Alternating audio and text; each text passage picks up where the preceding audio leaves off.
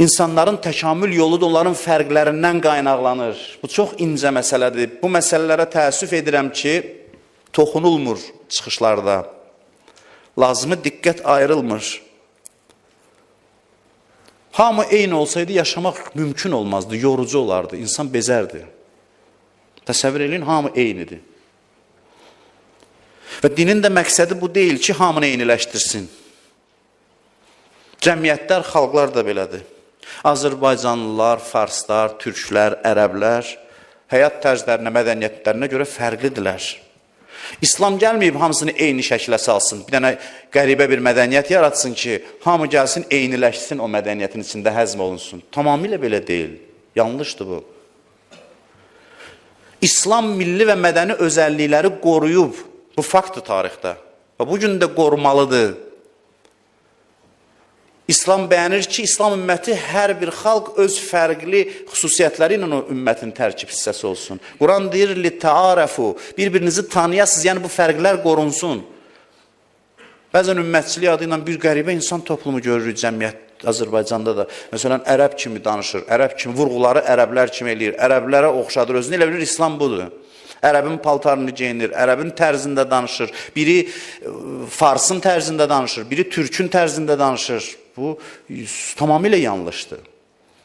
Gözəllik bundadır ki, hər xalq öz milli özəlliyini qoruyaraq İslam ümmətinə inteqrasiya eləsin. İslam toplumuna inteqrasiya eləsin. Qadınlarla kişilər arasında məsələn fərqlər var. Onların təkamül yolunda da fərqlər var.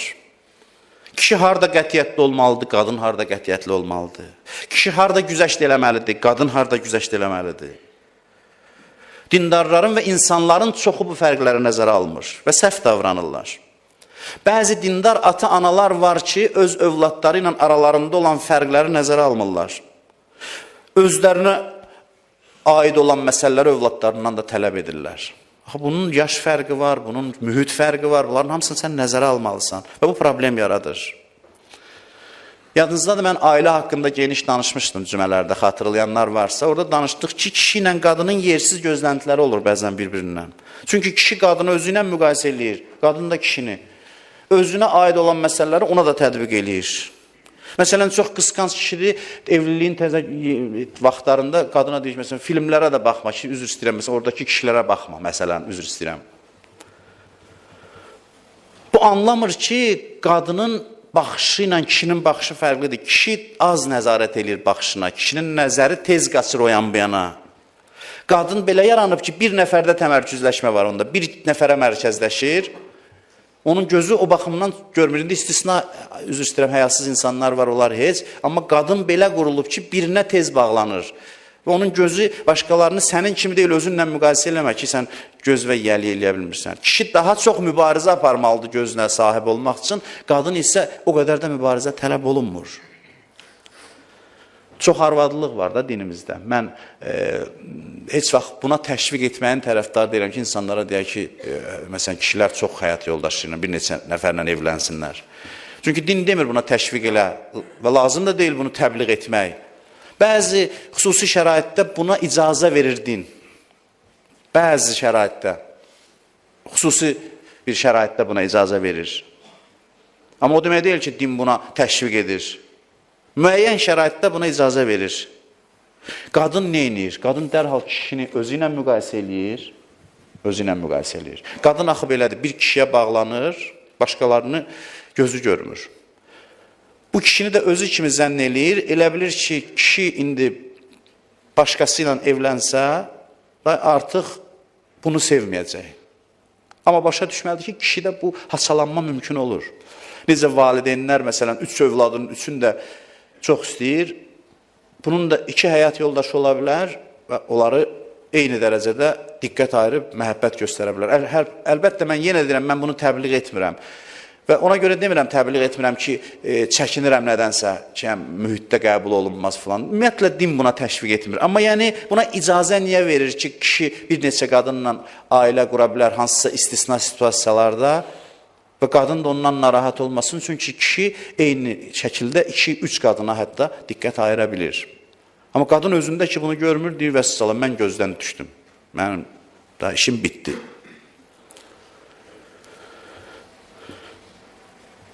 İnsanlar özlərini bir-biri ilə müqayisə edib səhv nəticəyə gələ gəlməsinlər.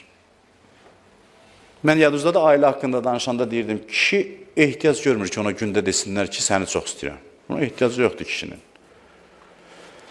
Qadının buna ehtiyacı var ki, ona deyəsən səni çox istəyirəm. Kişi özü ilə müqayisə edir, deyir, axı nə xəbərdir, bir dəfə də evlənmişik. Birinci gün dedim, da istəməsəm evlənməzdi. Da indi nə ehtiyac var, hər dəfə bunu deyim. Özünün ki ehtiyacı yoxdur, elə bilir onun da ehtiyacı yoxdur. Amma o eşitmək istəyir o sözü. O eşitmək istəyir, dava düşür ki, sən mənə diqqət eləmirsən. Bu da başa düşmür ki, ay Allah, bu nə istəyir mənim canımla. Mən axı buna, adama nə qədər deyərlər ki, bir dəfə elə evlənməyimin mənası budur ki, səni çox istəyirəm. Vəssalam. Amma bunun psixologiyası, quruluşu belədir ki, bunu eşitmək istəyir. İnsanların ümumiyyətlə əqli yetkinliyinin, ağlının əlamətlərindən biri budur ki, insan fərqləri görsün və qəbul eləsin. Hədislərdə də var ki, Allaha doğru gedən yolların sayı insanların sayı qədərdir. Hədisdir bu. Mahiyyət eynidir. Yolun mahiyyəti sırat-ı müstəqim, yəni bəndə olmaq. Amma fərqli şəkildə o yolu gedir insanlar. Fərqli şəkildə. Əllamə Təbətəbainin çox bilirsiniz necə xasiyyəti varmış. Sakit adam imiş. Sakit, az danışan, dindirməsən danışmaz. Təbiətən belə adam imiş. Özü də arif adam imiş. Onun bir qardaşı varmış, deyib, gülən, danışan, zarafatçıl, tamam əks xasiyyəti varmış. O da arif imiş. Bu Allah yolunu bu təblə, bu şəkildə gedir, digəri başqa şəkildə gedir. Hərəsi özünə uyğun irfan yolu qət eləyir. Hər iki yolun axırı Allahdır. Amma eyni bir-birini təkrarlamasına ehtiyac yoxdur. Milli, cinsi, irqi fərqlər, xasiyyət fərqləri, ağıllar arasında olan fərq nəzərə alınmalıdır. Biz də gərək cəmaatdan yersiz şeylər tələb eləməyək. Ola bilər ki, bir nəfərin ağlı sənin qədər kəsmir. Sənin qədər dərin ağla malik deyil. İti deyil də sənin qədər iti deyil onun ağlı. Ona görə sən dözəsən. Özün başa düşdüyün hər hamısını onun da başa düşməsini təmənna etməyəsən. Başa düşə bilmir də bu insanın məhdudiyyəti var. Səninlə fərqli quruluşdadır bu insan. O da yaxşı adamdır, amma sənin qədər ağlı yoxdur. İnsan gərək bu fərqi görsün. Uğurlu adamlar bir sansı adamlardır, o fərqləri görən adamlar. Uğurlu kişi o kişidir ki, qadından fərqini görür. Uğurlu qadın da elə. Uğurlu valideyn odur ki, övladlarının özü ilə fərqini görür. Uğurlu müəllim odur ki, şagirdlərinin özü ilə fərqini görür və şagirdlərin bir-biri ilə fərqini görür. Bəzi müəllimlər var, bir ay dərs keçəndən sonra deyir, buna evdə tərbiyə verməyiblər. Sən niyə tez qəzavət edirsən, tərbiyə verməyiblər? Uşaqların fərqli xüsusiyyətləri var. Fərqlidir. 100 dənə fərqi var. Biri sakitdir, biri biraz şuluqdur. O demək deyil, bu tərbiyəlidir, bu tərbiyəsizdir. Təlim prosesində, tərbiyə prosesində bu fərqlər mütləq nəzərə alınmalıdır. Dilini tapmaq lazımdır insanların. Hamısından eyni gözləntidə olmaq olmaz, hamısı eyni yolu gedə bilməz. Minbərdə söhbət eləmək ona görə çox çətindir. Bax, mənim kimlərin işi çətindir. Ümumi danışmaq çox çətindir. Düzdür, hamıya burada əlac yoxdur, danışmalısan. Amma individual cəhətlər var ki, onu gərək eşidənlər özü ayırd eləsin. Bu artıq çətindir. Burada hamıya tək-tək sən necə danışa bilərsin? Heç bilmirsən də hərəsinin xüsusiyyətləri nədən ibarətdir. Onu gərək eşidən anlasın. Quran hamıya eyni sözlər deyir. Amma hamı gərək Qurandan özünə aid olanı götürsün. Bir alim gözəl misal deyirdi Səfai. Deyirdi ki, Quran bir aptek kimidir. Quran-ı Kərim bir aptek kimidir. Müxtəlif dərmanlar var. Götürüb hamı bütün dərmanları qəbul edə bilməz. Hərənin özünə aid həkim gərək müəyyən eləsin ki, sən nəyi qəbul eləməlisən? Hərə özünə uyğun dərmanları seçməlidir. Bəzi ayələr var ki, sənin ona əməl eləməyə heç ehtiyac yoxdur. O sənə aid deyil. Xoşuma gələni seçməyəsən. Bəzi adamlar Quranı qoyur, görüm xoşuma gələn hansıdır, yox. Lazım olanı seçəsən. Sənə hansı lazımdır? Ona görə kitabın yanında hikmət deyir. Yuallimuhumul kitabə vəl hikmə. Peyğəmbərlərin vəzifəsi, Quran özü buyurur. İnsanlara kitabı və hikməti öyrətməkdir. Hikmət nədir? Kitab ümumi bəyan edir. Hikmət budur ki, bunun hansı mənə aiddir, zamanı nə vaxtı, hansı şəraitdə bunu eləməliyəm? Çox sözlər eşidir, hamısı mənə aid deyil. İnsan buna diqqət eləməsə, ya məyus olur, ya məğrur. Yadınızda da demişdim, ya məyus olur, ya məğrur. Bəzi ayələri açıb oxuyursan Qurandan. Yəni, sizin də başınıza gəlib. Oxuyursan, məyus olursan özündən. Deyirsən, məsələ belədirsə, mənim işim bitdi içinə. Bitdi mənim işim. Amma hikmət olsa, baxarsan, görərsən bu ayənin yanında başqa ayə də var, başqa fürsətlər var, 100 cür qapı açılır adamın üzünə. Bu bir şeyi bəyan edir, bir cəhətini bəyan edir. Bundan çıxış eləyib özünün aqibətini xarab eləmə, ümidsizliyə qapılma. Hikmət yəni bu ayələri uzlaşdıra biləsən. Quranda bir ayə var, hökm Allaha məxsusdur. Xaricilər, xəvaric təriqət mi deyim, cərəyan mı deyim? Bu ayəni əlində bayraq elədilər, əli ilə düşmənçilik elədilər. Hökm Allaha məxsusdursa cəmiyyətdə hakim olmamalıdır. Şura ilə idarə olunmalıdır hər şey və həkəmiyyət məsələsi var da Siffeyn döyüşündə də bilənlər bilir, vaxt uzalmaq istəmirəm. Orada Həzrət Əliyə qarşı çıxdılar. Amma başqa ayələr var ki, deyir, Ətiyullah və Ətiyur Rasul və ulil əmri minkum. Allaha, Peyğəmbərə və əmr sahibinə itaət edin. İlahi ilə bu ayənin yanında onu deyərdin ki, çaşmasında. Bəs mən belə demirəm ki, görüm ki, ağlı nə qədərdir bu adamların. Görüm hansı xəstədir, hansı sağlamdır. Mən burada demirəm, 5 səhifə o yanda deyirəm. Sən bunu götürürsən, bayraq eləyirsən və mübarizə başlayırsan imama qarşı ki, hökm Allaha məxsusdur, deməli sən kafir oldun. Əbu Musa Əşərinin özləri seçmişləri, adam göndərdin, hökm Allaha məxsusdur. Yapışdılar bu ayədən. Yaxşı insan nümunələri var, keçmişdə və indi. Onlara bənzəyəndə də gərək ehtiyatlı olaq. Və bunlar çox vacib məsələlərdir. Gərək diqqətli olaq. Məsələn, filan Arifin həyatından danışırlar. Əllamə, nə bilim, məsələn, Məhəmməd Hüseyn Təbətəbai, Əllamə Seyd Əli Qazi, Ayətullah Behcət və digərləri. Danışırlar da minbərlərdən, kitablardan da oxuyuruq.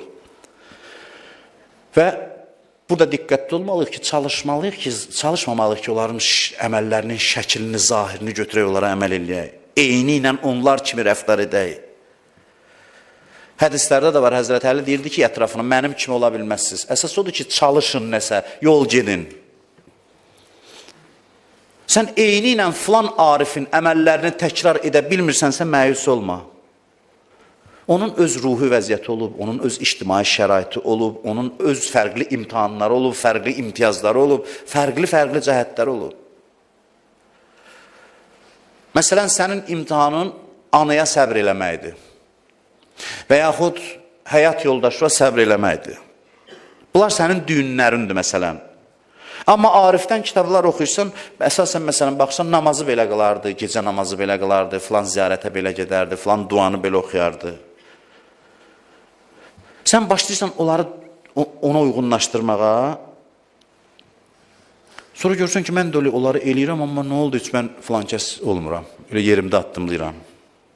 Sən zirənli eləyirsən, sən o düyünlər ki var sənin həyatında, ola bilsin ki, məsələn, Ayətullah Behcətin, məsələn deyirəm, anası erkən yaşında dünyasını dəyişib, ana ilə bağlı ondan bir şey qalmayıb. Sən onun sənə aid olmayan, ya az aid olan belə deyə, hissəsini götürüb təqlid eləyirsən, amma sənin düyünlərin qalıb ki, sən onları həll eləməlisən. O düyünlərə fikir vermirsən.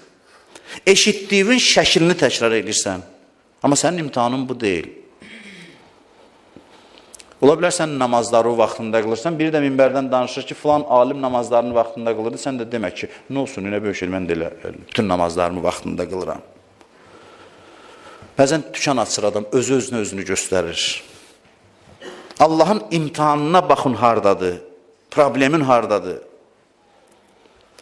Mən keçən dəfələrdə demişəm ki, bəzi adamlara bəzi yaxşı işləri görmək asandır. Mən demirəm o asan işləri görmək, onları görək. Amma özümüzü aldatmayaq. Sənin təbivə uyğun yaxşı işləri var ki, sən onlarla məşğulsan. O arif üçün bəlkə çətin olub mübarizə aparıb gəlib o işi görüb. Sən də elə təbiətən bu işlərə meyillisən, özü onunla müqayisə eləmə. Hamımız zəif nöqtəsini tapsın, əsas imtihanı odur. Allah da zəif nöqtədə bizə çox güzəşt eləyir, xeyli güzəşt eləyir. Keçən dəfə bu misalı dedim, çox üzr istəyirəm, çox üzr istəyirəm. Bəzi adam var ki, namazlarını vaxtında qılır, amma elə çox üzr istəyirəm, əstəğfirullah, nəuzubillah, arağı da vaxtında içirdi. Dəqiq vaxtında, qədərində, təbiəti belədir. Araq içən də olsa, içki məclislərini, içkinin dozasını çox üzr istəyirəm. Bəlkə də bura yaraşmayan sözdür, amma fikri çatdırmaq üçün deyirəm, dəqiqliklə eləyirdi. İndi dinə gəlib həmin xasiyyətdə istinadən namazlarını da vaxtında qılırsa, ümumən təbiətən nizamlı adamdırsa, bu deməsin ki, mən böyük adam oldum da, mən məsələn namazlarımı vaxtında qılıram. Yaxşı işdir, amma çox da sinivə döyməyəsən gərək. Sakit namazı qıl, Allah qəbul eləsin. Çox səs-küy salmayasan gərək. İnsanların bir-birindən fərqi var. Bir arifin həyatını oxuyub, ona özümüzü oxşatmaqla biz nəsə əldə etməliyik.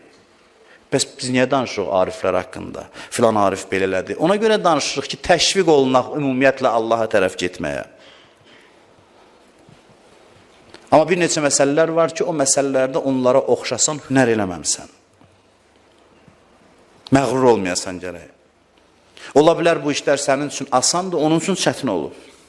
İkinci nədir? İkinci budur ki, əməllərimizdə onlar kimi olmasaq, məyus olmayaq, ümidsiz olmayaq. Baxırsan, görürsən ki, filan arif gecə namazı qılırdı, qunutunda, adamın inanmağı da gəlmir, heç bizdən o qədər uzaqdır ki, qunutunda Əbu Həmzə Somali duasını oxuyurdu. Əbu Həmzə Somali duasını zəhmət olmasa evdə baxın və dəhşətə gəlin. Ki, onu necə ümumiyyətlə qunutda oxumaq olar. Ömrümüzdə bir dəfə oxumamışdıq ki, hər gecə namazın qunutunda onu oxuyurdu. Bəzi adam var, bunları oxuyur. Əllamə Təbətəbai səhv eləmirəmsə, bir gecə namazına yarım saat gec oyandı. Ay, fəryad, nalə, göz yaşı, ağladı, özünü öldürdü ki, yarım saat gec. Fikirləşdi, nə üçün bu oldu? Dedi, cümə gecəsi idi dünən. Yadımdan çıxdı ki, cümə gecəsi şeir oxumaq məkruhdur. Cümə gecəsi şeir oxumaq məkruhdur. Mən də bir çıxışımda özə şeiri bilən adam idi. Mən Firdovsidən danışıb, Hafizdən nədən şeirlər oxudum. O məkruhun cəzası idi ki, mən yarım saat gecə namazını gec qıldım və oturub ağlayır bunun üçün. Bunu mən oxuyanda deyirəm, vəssalam, onda mənim işim bitdi. Mən Fatihə və mən bağlayayım hər şeyi, kitabı zadı, gedim öz ayağımdan girim cəhənnəmə. Bu qədər çətindir ki, bir şeir məclisində filan. Amma insan gərək məyus olmasın. Sənin individual xüsusiyyətlərin var. Bir-iki dənə günahdan çəkinməklə əllaməni vurub keçə bilərsən bir günün içində. Bir günün içində. Heç kəs ümidsiz olmasın. Heç kəs ümidsiz olmasın. Sənin öz yolun var. Bəzi işləri sən görərsən ki, bu sırf sənə aiddir. Bütün fəzilətli insanlar ki, tanıyırsan, onları qabaqlaya bilərsən. Özvə aid olan məsələlərdə. Oturub gələ insan axtarsın ki, haradadır mənim problemim, nə istəyirlər məndən, harada bir dənə addımdan 100 addım o biriləri qabaqlaya bilərəm. Bir cavan, bir ariflə yol gedirdi, bunu keçmişdə sizə danışmışam. Deyir ki, çöldə, səhrada yol gedirdilər. Arif dedi ki, gəl dua eləyə istidir, Allahın kəramətinə nə var ki? Gəl dua eləyə Allah bir bulut göndərsin, bizim başımızın üstündə yansın, biz yolumuza davam eləyək. Bu dua elədi, bu cavan da amin dedi. Bulut gəldi başlarının üstünə. Deyə hərəkət edirlər, bulut da gedir bunların başının üstündə. Bu cavan fikirləşir ki, görün nə məqam var bunda, bir duası ilə belə bir Allah təbiətdə dəyişiklik eləyir. Gəldilər yol ayrıcına, ayrılanda bulut getdi bu cavanın başının üstündə. Bu arif gəldi, dedi ki, sən nə əməlin sahibisən? Dedi, nə əməl, günahdan başqa heç nə. Nə əməlin sahibiyəm, heç nə, ağlıma bir şey gəlmir. Yox, deyir, axı, burada sənə görə göndərib Allah. Mənim duama yox, sənin aminivə göndərib. Nəyə görədir bu? Deyir, hə, bir dənə şey ki, dünən idi, əsra gün idi, bir günahla üz-üzəydim, o günahdan keçdim Allah üçün, bir dəfə ömrümdə. Bir dəfə ömrümdə keçdim, vəssalam, gəldi, bunu qabaqladı. Bunu qabaqladı. O bəlkə nə vaxtı günah eləmir, bunun həll edici məqamı idi. Bunun xüsusi çətinliyi idi, düyünü idi. Orada bir dənə addımdan gəlir, bunu ötür keçir. İnsan özünü o biriləri ilə müqayisə edib, nə məğrur olmasın, nə məyus olmasın. İnsanlar fərqlidir. Fərqlidir. Sən onun şəraitində deyilsən. Sənin öz fərqli xüsusiyyətlərin var. Amma yaxşı adamlardan biz danışırıq. Nə üçün danışırıq? Ona görə danışırıq ki, insanlar bunun hikmətini gəlin Həzrət Əlinin dili ilə deyək və sözümüzü bitirək. Qalanı qalsın gələn həftəyə inşallah. Həzrət Əli əleyhissalam bəyan edir. Ən tu'zimə rəğbətəkə fil xeyr. Deyir, yaxşılardan danışın ki, yaxşı olmağa rəğbəti artsın. Rəğbəti artsın. Və tuhsinə fihi niyyətək. Və niyyətin gözəlləşsin. Niyyətin gözəlləşsin. Bilirsiniz nə üçün danışırıq? Deyir, filan kəs falan elədi. Bir dənə çəkək bu məclisdə. Bu məclislərin xeyri budur. Deyək ki, kaş mən də belə olardım. Eyni ilə elə yox, Allaha yaxın olardım. Onun kimi yox. Onu kopyalamaq lazım deyil. Kaş mən də Allaha yaxın olardım. Kaş mən də öz yolumu tapardım. Arzunun elə bilirsiniz az təsiri var. Allaha and olsun ki, arzu çox təsir edir insanın müqəddəratına. Bəzilərinin nəslinə, övladlarına, bütün sülbünə təsir göstərir. Bir dəfə bir yerdə arzu keçib ürəyindən. Bir İmam Musa ibn Cəfər əleyhissalamın yanına gəldi, əhl-i beyti qəbul eləmirdi, yəni imam kimi. Amma belə hörməti var idi. Deyir, bir çətinliyim vardı, cəmaat dedi ki, əhl-i beyt məktəbində imam var, Musa ibn Cəfər, ona nəzir elə. Deyir, mən də nəzir elədim, qəbul oldu. Gəlir imama nəzirini verməyə, imam da sağ, imamın öz vaxtında yaşayıb. Nəzirini verir, deyir, mən bildim sizin kəramətinizi və mən sizin yolunuzu qəbul edəcəm. Qəbul edəcəm. Yəni, haçansa mən də sizin yolunuzda olacam. İmam deyir, sən qəbul eləməyəcəksən, amma sənin nəslində bu mənə olan, bu niyyətim var ki, mən sənin yolunu qəbul edəcəm. Nəslində salih insanlar olacaq. Deyirlər, Əli ibn Məhziyar onun nəslindən idi. İmam Zaman ağanın huzuruna çatmış bir adam idi. Onun nəslindən idi. Bir dəfə xeyir niyyət elədi. İndi bəzisinin elə özünə kömək eləyir. Arzu dəyişir adamı, arzu. Bəzisinin özünə kömək eləməsə də övladlarına və nəslinə və ondan çatan nur qiyamətdə bunun da əlindən tutur. Onun övladına görə. Salih övlad qoyan insanın özünə də təsiri var bunun. Böyüklərdən danışırıq ki, arzu eləyək yaxşı olmağı. İnnəlləhə yə'til əbd bi qədri niyyətihi. Allah insanlara istəkləri qədər əta eləyir. Niyyətlərinə uyğun bəxş eləyir. İzə əhəbbəl xeyr və əhləhu və in ləm yəf'alhu. Buyurur ki, sən xeyri, yaxşı işləri sevsən və yaxşı işi görən adamları sevsən, eləməsən də, düz yoldasan, doğru yoldasan. İnsanın islahı iki mərhələdən ibarətdir. Bitirirəm sözümü.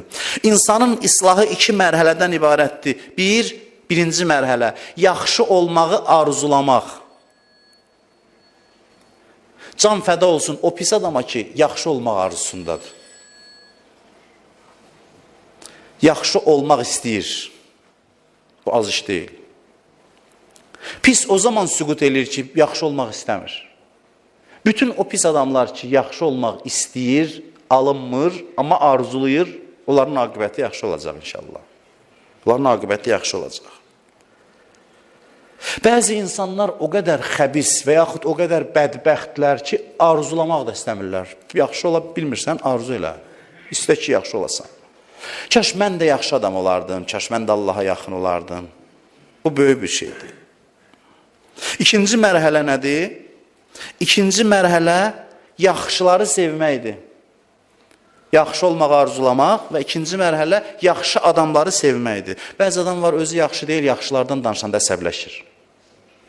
Başladı yenə. Qardaş, özün yaxşı deyilsən, o yaxşı insanın həyatından danışırlar, sən də ona əsəbləşmə, ondan xoşun gəlsin. Deyəm, mən yaxşı olmasam da yaxşıları sevirəm.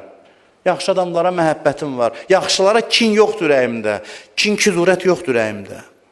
Yaxşı insanları sev, yaxşılıqları sev, amma onların davranışını eyni ilə kopyalama. Filan kəs hər gecə namazı qılırdı, sən durub qıla bilmirsən. Demirəm, burada incə yoldur. Nə özünə bəhanə gətir, nə də məyus ol.